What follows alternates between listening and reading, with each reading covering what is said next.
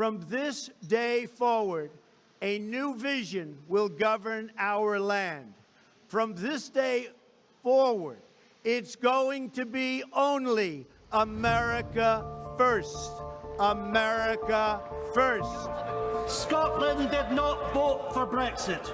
We did not vote for no deal. And we most certainly did not vote for this Prime Minister. Politics is shaped by language. We do not only assess a politician's ideas or policies, we are of course also influenced by their character, their performance, their appearance, and maybe even their looks. It's not only important what they say, it is also important how they say it. That all men are created equal. That they are endowed by their Creator with certain inalienable rights. That among these are life, and there liberty, are of course and the different pursuit words and phrases used, different slogans, expressions, and different narratives. But some recent studies did also report that there is a significant correlation between pronunciation and political affiliation. Hey there, my name is Andreas Weidinghoff and this is my presentation for NWAVE 49. Just as a preliminary, you can find all the resources of this talk on my private homepage, that is andreas-weidinghoff.com/politics-phonetics.html. So I'm going to assess the influence of party membership on rhotic sounds among Scottish politicians. This is my table of contents. So let's start with the introduction. So, whereas age, gender, ethnicity, regional background, and socioeconomic background are among the most common variables that we usually consider in sociolinguistic research, there were some studies who could report a significant correlation between phonetic variation and political party membership.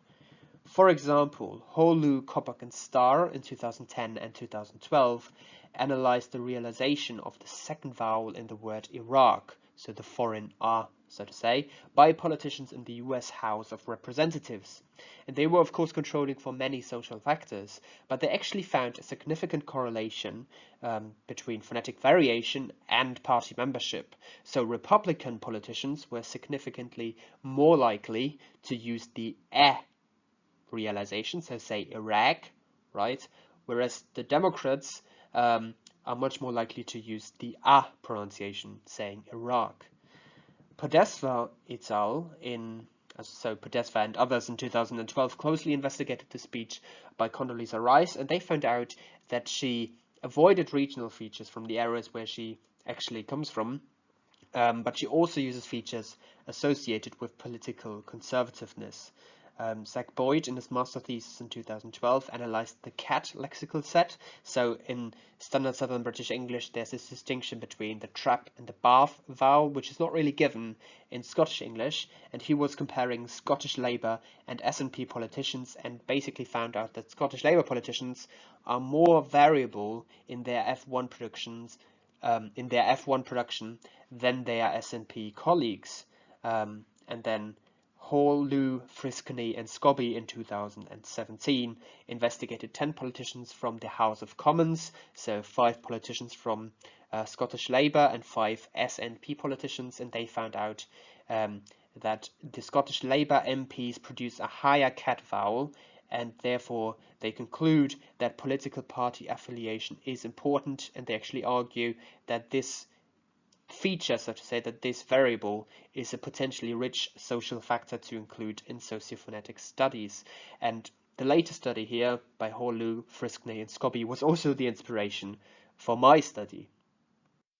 The approach of my study, however, is a little bit different. So I want to focus on a consonantal variable, namely onset R, so not a vowel. I want to focus on a consonantal variable, and the realization of rhotic sounds is one of the most salient features distinguishing Scottish English or Standard Scottish English from Standard Southern British English. So taps and trills, for example, are usually considered to be traditionally Scottish, so they are very often associated with a Scottish accent. Approximate realizations, however, are usually the case in Southern Standard British English. I want to focus on the 3 major parties in the Scottish Parliament, So I'm going to investigate the Conservatives, Labour and the SNP.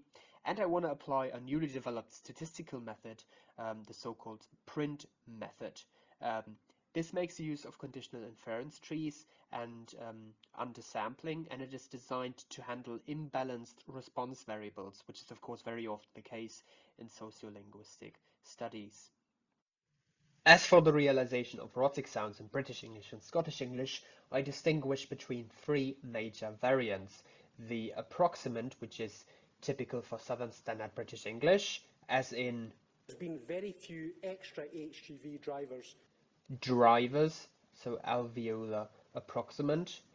The tap, as in and I probably shouldn't have been surprised that the First Minister blamed Brexit with a tap realization, and the trill, as in but the problems have been brewing for years. brewing for years. Right, so these are the three major variants that I consider. The most recent study on rhotic sounds in Standard Scottish English reports that 60% of all onset R tokens are realized as approximants and 37% are realized as taps and trills. Trills, however, are very infrequent, and this is also being reported in earlier accounts on Scottish English and Standard Scottish English. The most recent study also found out that there is a strong influence of intralinguistic factors, that is to say, that taps and trills are more frequently articulated in intervocalic and word medial contexts, and as well as in content words. Tap and trill realizations are also more frequent in consonant clusters and single R contexts, so for example, right. Scotland is a very interesting place to study the interconnection between political affiliation and pronunciation. So I want to focus on the three major parties in the Scottish Parliament, namely the Scottish Conservatives, Scottish Labour and the Scottish National Party, SNP. So whereas the country has traditionally been a Labour stronghold, especially since the end of World War II, recent decades have seen a drastic resurgence of the Scottish National Party, which is now the strongest party in Parliament, and it has also been continuously in government in recent decades. So a fundamental political division between the three major parties concerns the question of independence. So whereas the Scottish Conservatives and Scottish Labour are UK-wide unionist parties, the SNP, however, represents only Scottish constituencies, and it continuously campaigns for Scottish independence. So whereas the Conservatives and Labour are kind of British and Scottish at the same time, the SNP is solely Scottish and is the party which wants Scotland to be an independent country. So the interesting question is, of course, whether these differences are also reflected in the language use of the politicians.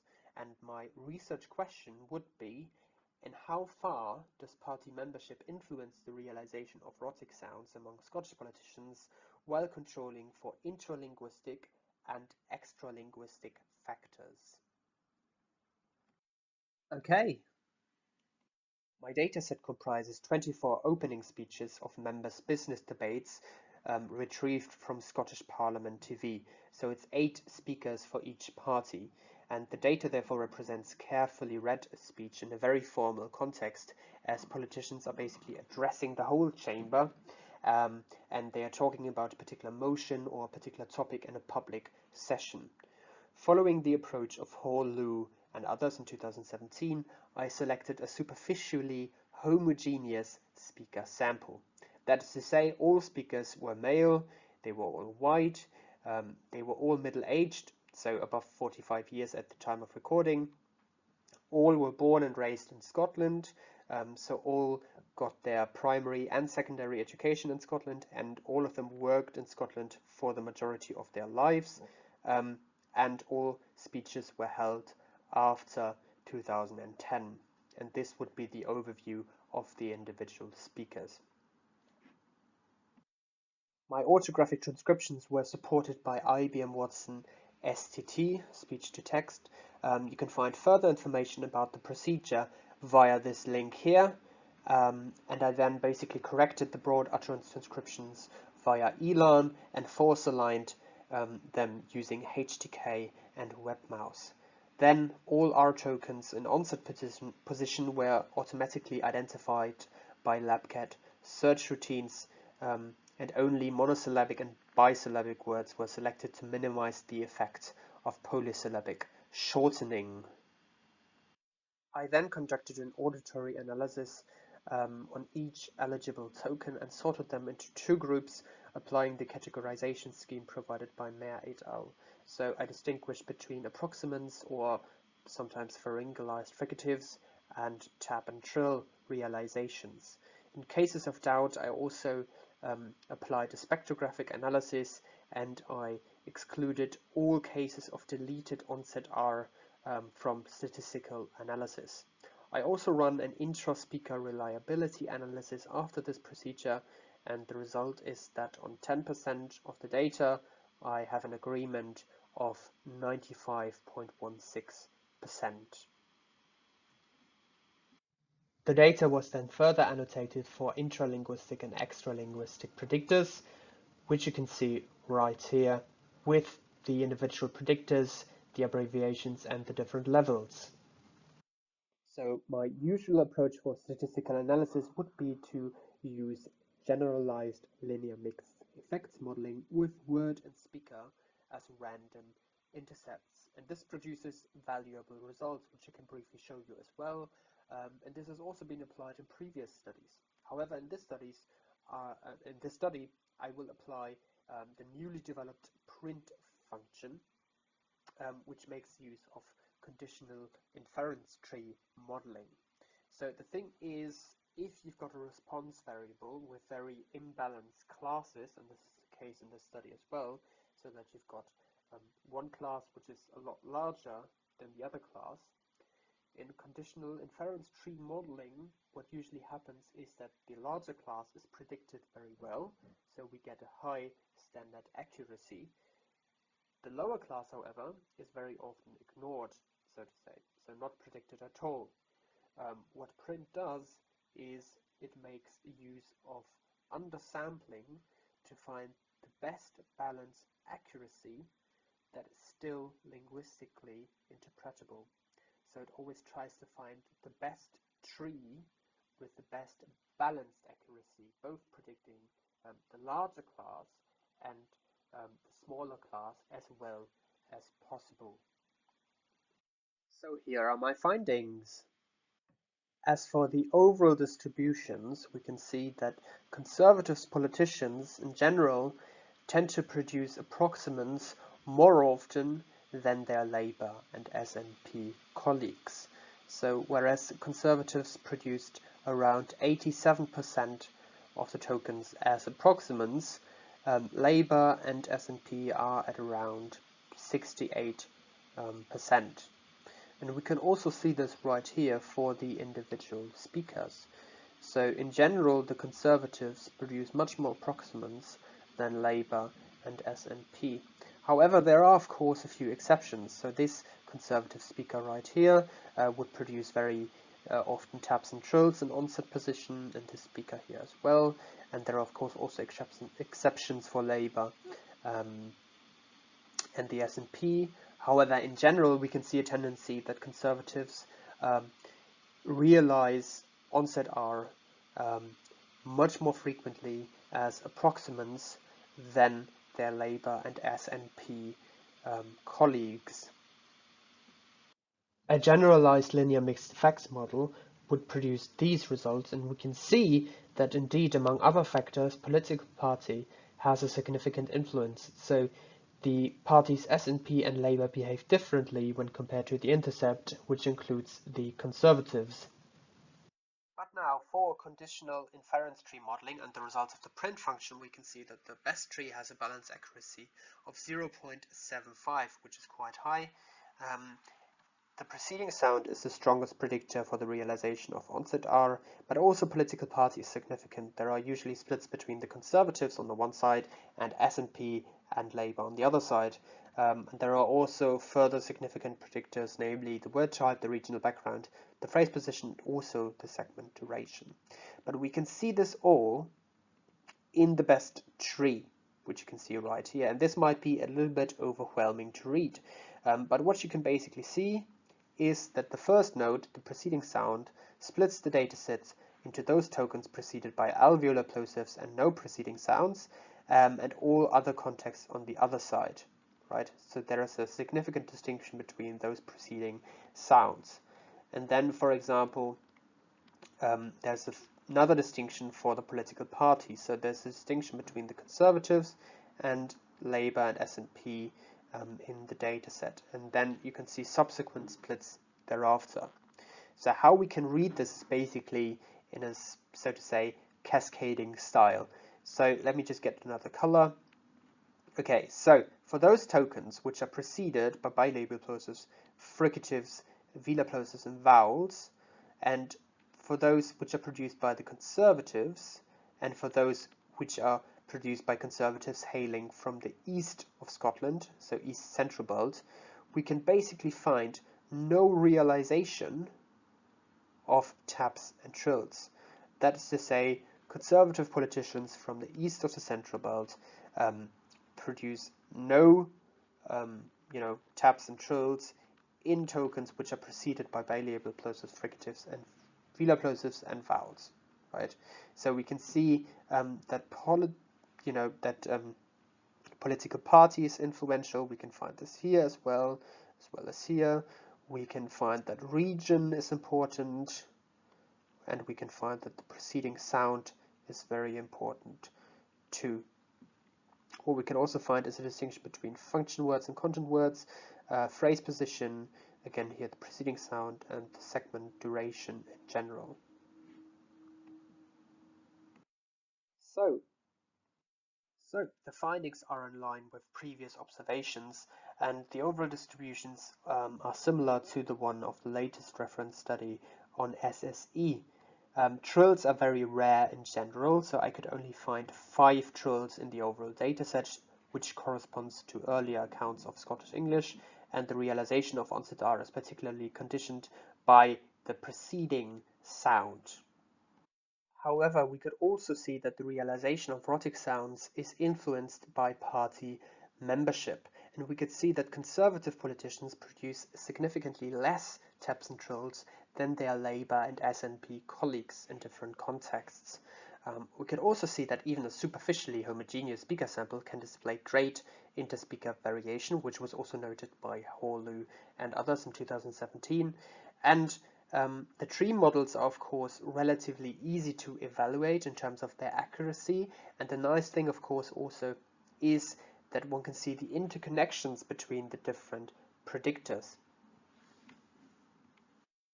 So, to conclude, party membership, among other factors, has a significant influence on the realization of onset R among Scottish politicians. Conservative MSPs produce significantly less taps and trills in different contexts than their SNP and Labour colleagues, and the study therefore supports previous observations that pronunciation can indeed index party affiliation.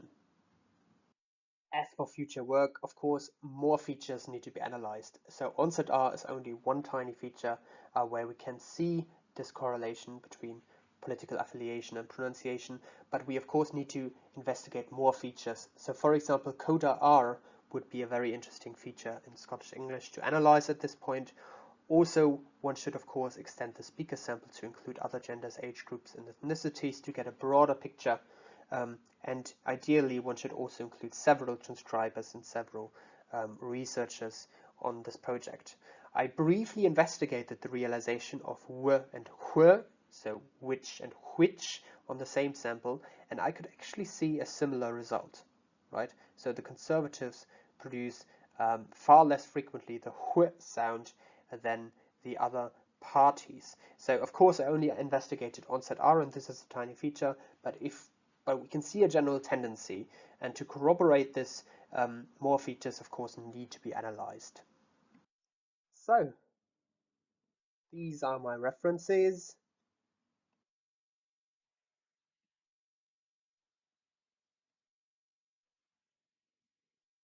And now I want to thank you for your attention and have a lovely conference.